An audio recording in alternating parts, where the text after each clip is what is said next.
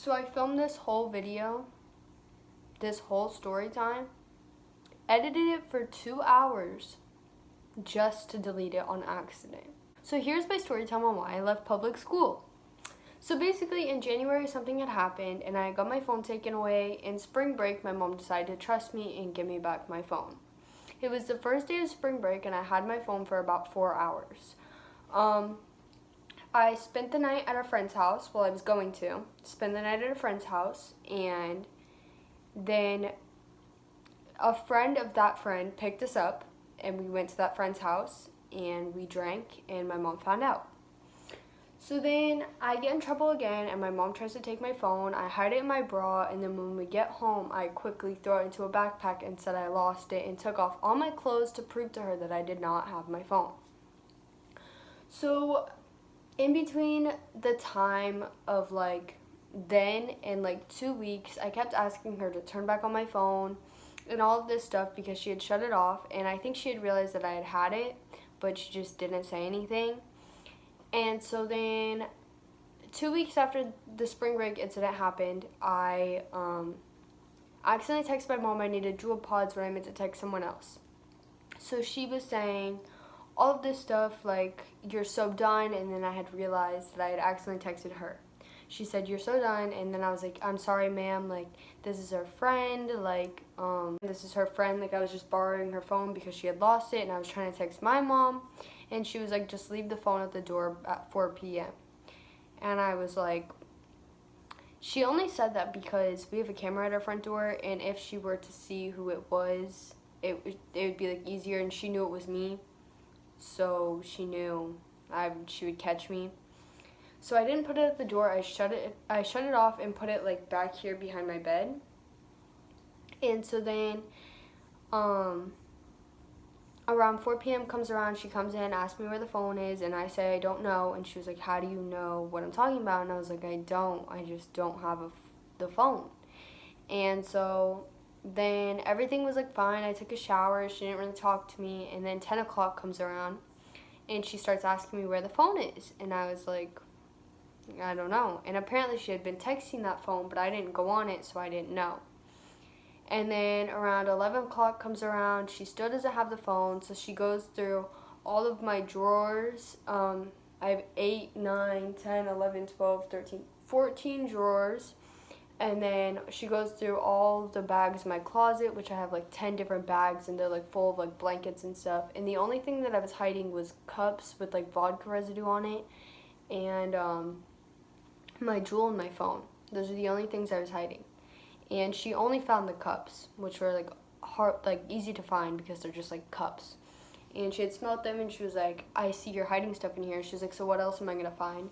So she empties all my drawers, throws all of my stuff onto the floor. And the last place she had to check was under my bed. And so I was really scared she was going to find it, but it's blocked off in that corner, so when you lift up the mattress you still can't see back there. So she lifts up the mattress and she doesn't see anything underneath it. She empties out my pillows. She takes my pillows and shakes them, and then she starts getting really frustrated because she didn't find anything. So she starts going through my clothes on my floor and shaking my clothes out, and she still can't find anything. So then around 12 o'clock she comes in and she's like, she says, give me the phone or I'm calling the cops for theft. And I was like, go ahead, call the cops, which I shouldn't have said because she actually called the cops. So the cops come and he's like, so where's the phone? And I was like, I don't have it. And he was like, well, give me your goddamn phone before I arrest you. So I go inside, and I used to have footage of that, but I can't find it for some reason. I go inside and I bring back out the phone, and I have footage of that. And basically what he says is, you are already in trouble. So I have a question, are you on drugs? And I was like, no, I'm not on anything. And I was like, God damn, I'd rather be dead than living in this house, holy shit, or something like that. I will put in the video right here. Well, she's going anyway, so why don't you, So my next question, what are you on? Because you're already in trouble, so nothing to tell. Nothing. I'm literally on nothing, and I'd rather be dead than in this damn house. I can't deal with this shit anymore. So after that happened, my mom the cops leave, I go inside, I'm like throwing things and like hitting my head against things, like just screaming because I'm just so mad. And my mom goes, put on your clothes, we're leaving. And I didn't know where we were going. And on the way to wherever we were going, she kept asking for my phone password. And I was like, I don't know it. And she was like, yeah, because you have things to hide. But like, who wants a parent to like go through their like messages?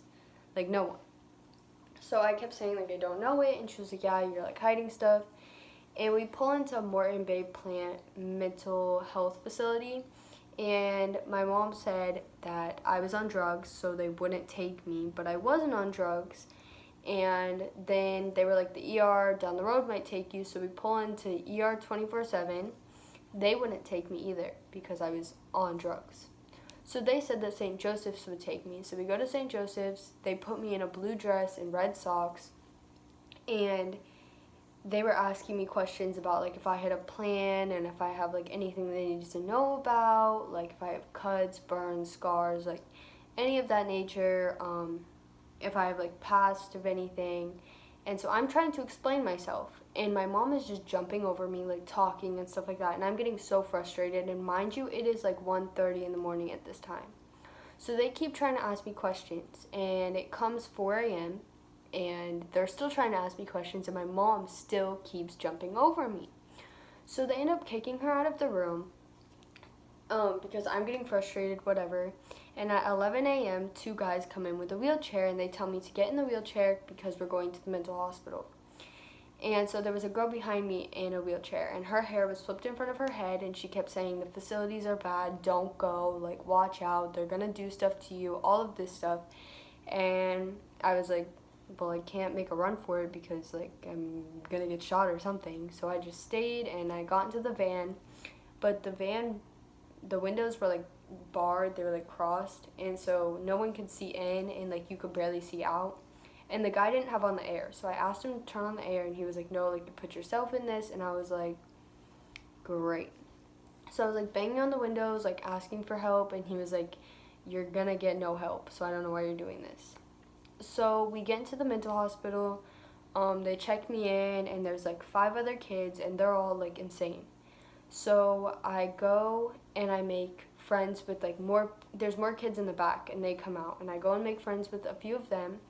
And I start sitting with them, but we go outside, and I was like, maybe I should try a new group. Like, maybe the new group will be, like, more like me. So I go and sit with this other group, which was a big mistake. And I asked them what their names were, and one said Spork, one said Head First, and one said Vivi. Vivi was a normal name, but Head First, I asked her why her name was that, and she said because she's in the mental hospital for the 3rd time for trying to jump off a roof head first. And I asked Spork why her name was Spork, and she said she goes to Chick-fil-A and gets sporks and stabs people with them. But mind you, Chick-fil-A doesn't even have sporks. So where is she getting sporks from? So then I was like, these people are like really weird, and they were like talking about how they take like pencil erasers and like burn themselves with them, and I was like, see, no, these are not my group of people. So I went back to the other girls, and I had a room with one of them that night, and then the next night I see someone that I know from my school in 7th grade. And so she's trying to talk to me, whatever, and I'm not having it. She's trying to get out the window. I'm just still not having it.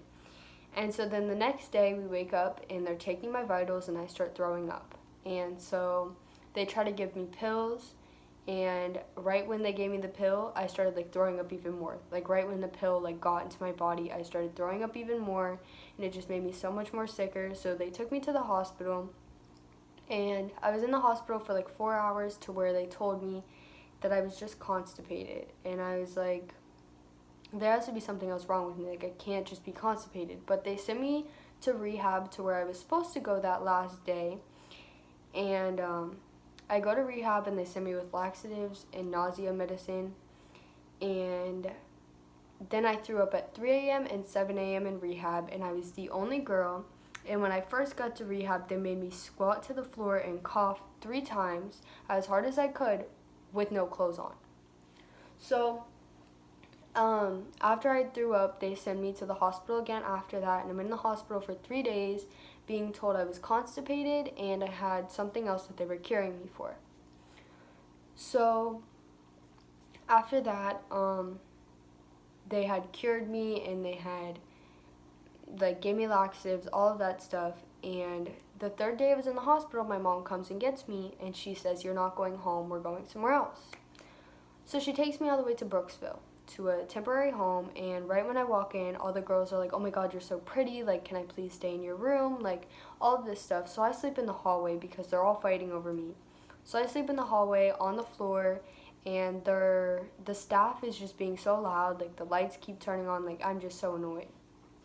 So I got like no sleep, and then my mom comes and picks me up the next day from the temporary home and takes me back to rehab, in which I stay 4 days. So I stayed in rehab for 4 days, and all of the boys that were in there the first time I was in rehab were still there. And so I was talking to all of them. We all became like really close, and they were teaching me stuff from jail, and they were trying to get with me.